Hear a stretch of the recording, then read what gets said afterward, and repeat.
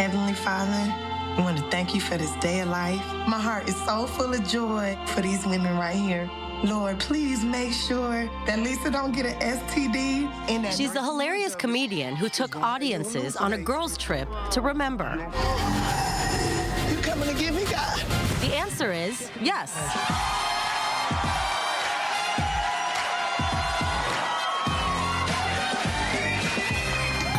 Tiffany Haddish celebrated her 40th birthday by having a bat mitzvah.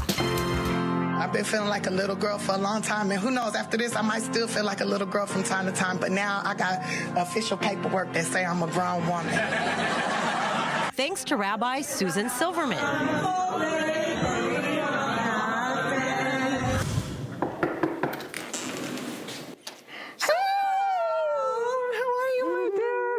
Welcome back. How's your jet lag? Fine, I'm fine, yeah.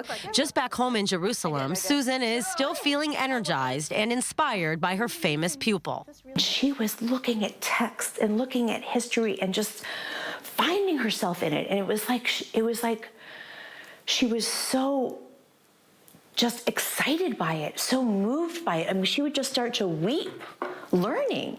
Haddish grew up in South Central Los Angeles, where she even spent time in foster care. In her mid-20s, she connected with her biological father and found out that he was a Jewish refugee from Eritrea. You know when you hear something and you feel like you knew it your whole life, but you didn't? That's how true it is. That's what it felt like to me about her, is like she found this out and then all of a sudden it just like connected all the dots. It's beautiful. Mm-hmm. Mama's so cute. She is so proud to be Jewish in a time where so many people are afraid to be Jewish. And Tiffany's like, screw that. I love it. And I am so proud to be Jewish. And bring Israel, bring it on.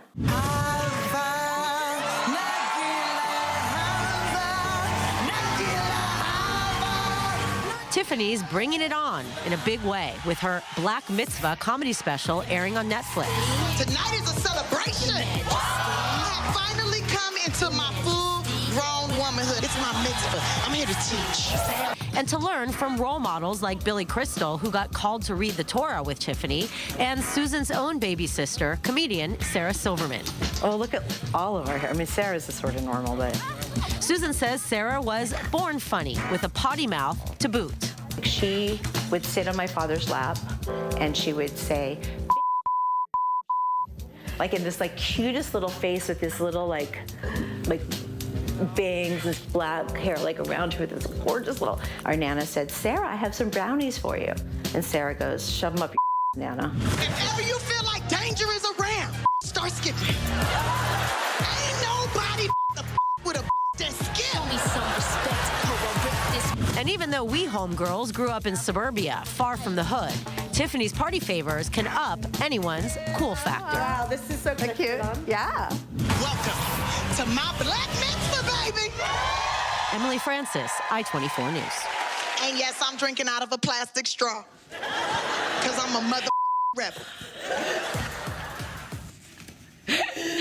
Now, for more on this, Emily Francis joins us in studio. Emily, I could not stop laughing. She is hilarious. Such a good energy. She is, really, she's beautiful. I've seen the Netflix special. And like the funny thing is that you didn't realize is that it was so natural to her because she was an energy performer. You know the people when you go to parties and weddings and they're on the stage getting everybody... Like those women, people that warm up the crowds. Dancing, blah, blah, blah. So she'd been to hundreds of bar and bat mitzvahs. So when she found this out, it was like, you know, an easy transition. And Emily, you can really see the connection between Tiffany and Susan. Like, they really looked like they really got along. Yeah, they really got along. And, you know, Susan just loved, you know, just kind of absorbing how quickly she was, you know, taking in all the information. And then her daughter, Eliza, was working from New York with Tiffany as well on the whole, you know, getting the intonation and the Hebrew right.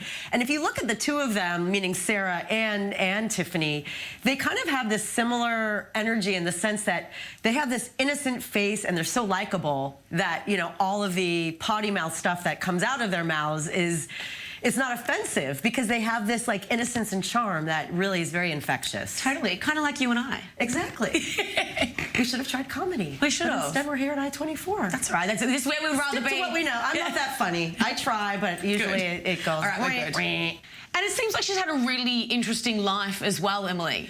She has. I mean, if you hear her story, I mean, she basically lived a lot of her life, her teenage years, in foster care and was caring for her younger sibling because her mom was in a car accident and had brain damage. And so she was able to really kind of rise out of that experience and end up being a role model. And now she, in fact, is a role model for other kids in the foster care system and on the board of Susan Silverman's own charity. So tell me a little bit about that charity. So Susan's charity is called Second Nurture, and basically the idea is that she has partnerships with different Jewish communities and synagogues, mainly in LA, like the Wilshire Boulevard Synagogue, Stephen S. Weiss.